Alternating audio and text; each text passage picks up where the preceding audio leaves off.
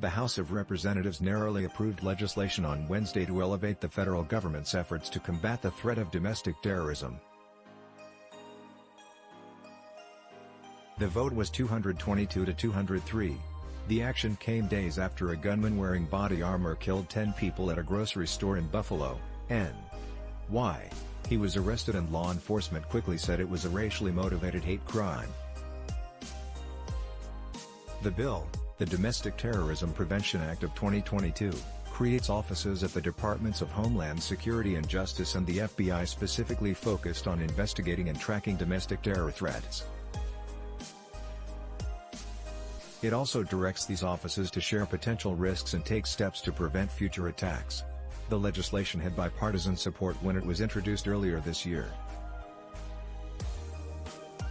A similar measure was approved by voice vote by the House in September of 2020, just months before the January 6 insurrection. But only one Republican, Illinois Representative Adam Kinzinger, joined all House Democrats to approve the bill late Wednesday evening. Without the votes to pass any new gun control measures in a narrowly divided Congress, House Democrats said it was worth focusing on something that shouldn't be a partisan issue. Representative Brad Schneider, DL, the sponsor of the bill, told NPR he pushed for a vote on the bill since it was something that garnered support from both parties in the last Congress. This past weekend, we had the shooting in Buffalo. We had a shooting in California. We had a shooting in my district, a gang shooting where a 14-year-old boy was killed, he said.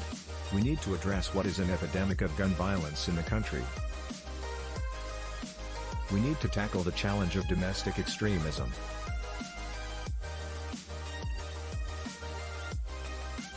And the only way we do that is finding a bipartisan way to push the ball forward together.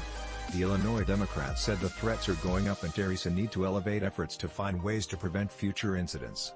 I can't say this law would have stopped what happened in Buffalo, Schneider